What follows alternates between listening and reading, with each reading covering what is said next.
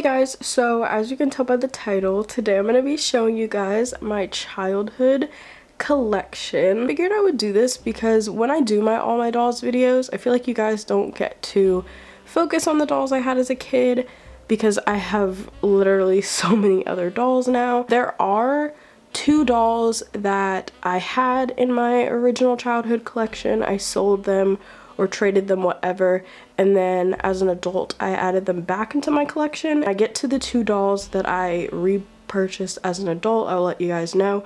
The one doll I will say that I sold from my original collection was Isabel, Girl of the Year 2014. Without further ado, here are the dolls that I had from 2009 to 2014. So starting off with my first ever American Girl doll, this is Just Like You 26. I cannot get over how cute she is right now. It was a birthday present, so I got her in March of 2009. Her hair was a mess when I was a kid. This girl has been on road trips with me. She has been everywhere. I absolutely love her and she is so cute. My second doll ever was Just Like You 28. This is Emily. I got her Christmas of 2009. Technically, I guess I got her in January. So there's a little mini backstory behind her. I was like asking for this doll for so long, and so one day my mom asked me, she's like, okay, so what is the doll's name? And I said Emily. She goes to order the doll over the phone, gives the lady the like code or whatever for number 28, but she tells the lady that the doll's name is Emily. Y'all can probably see where this is going. So Christmas morning I opened the doll box and it was actually Emily, Molly's best friend. Originally I was gonna keep her, but my mom was like, then she's not the doll that you asked for, like you can hold on to her for a few days and see what you think, and if not, we'll return her. And customer service said we could do that. So I ended up sending Emily back and I got the correct Emily.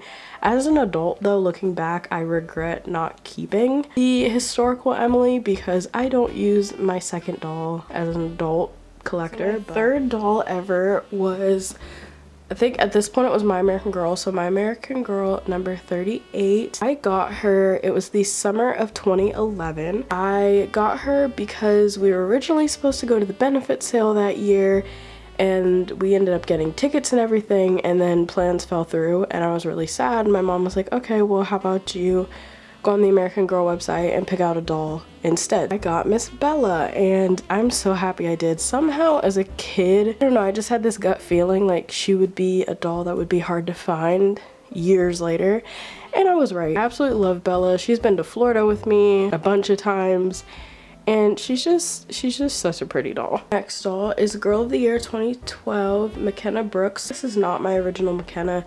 You guys saw me open this McKenna probably about a year or two ago now. My original McKenna kind of has a backstory. I originally got McKenna in 2012. I had a friend at the time who had Kanani. I really wanted Kanani, she really wanted McKenna, and by the time we were like discussing this, he had just retired because Sage came out. Over winter break, my friend and I decided to trade dolls. Ended up permanently trading. So when you guys see Kanani, that is her backstory and that's how I got her.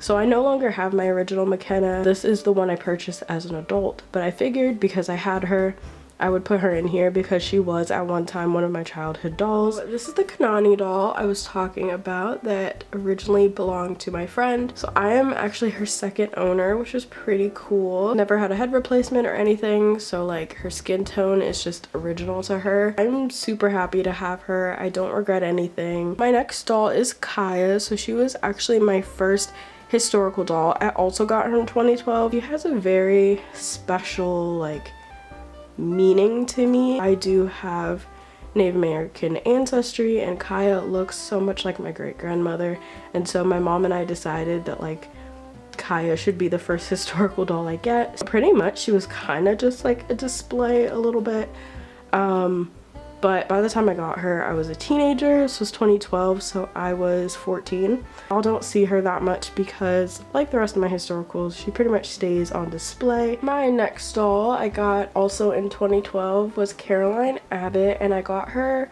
right when she came out. This is actually not my original Caroline. You guys saw me fix up this Caroline that I got from Kid to Kid almost 2 years ago, I think. I don't have my original one because I sold her a few years back regretted it and bought a new one. Next doll was Kit. I believe I got her in 2013, so she's not a Be Forever Kit, thank goodness. Kind of just went to American Girl and I knew that I wanted to buy another historical. I was looking around and Kit was one that I was obsessed with her movie when it came out.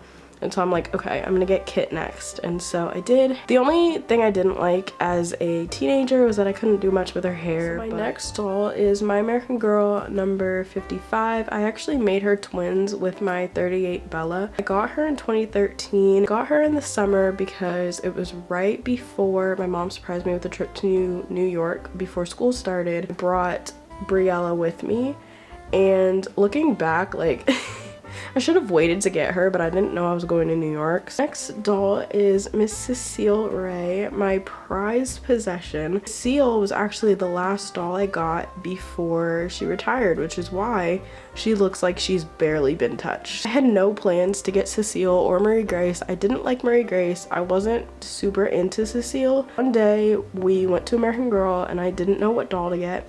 And my mom was like, why don't you get Cecile? Because she absolutely loves Cecile. And I was like, I'm not really, interested. And they had announced that Cecile and Marie Grace were going to retire. Got Cecile. I opened her from her box and then put her right back in and then stopped collecting, and that was it. I had no idea how much Cecile would be worth now, and I'm super happy to have her, especially in the pristine condition she is. Her ribbons are still in, her curls are perfect, like she's just in immaculate condition. So I hope you guys enjoyed this video. If you did, make sure to give it a big thumbs up. I will be doing a complete All My Dolls video in the new year, so make sure to subscribe if you guys want to check that out. Also, make sure to follow me on my AGIG because when I'm not active on here, I'm always active on there. So yeah, bye guys.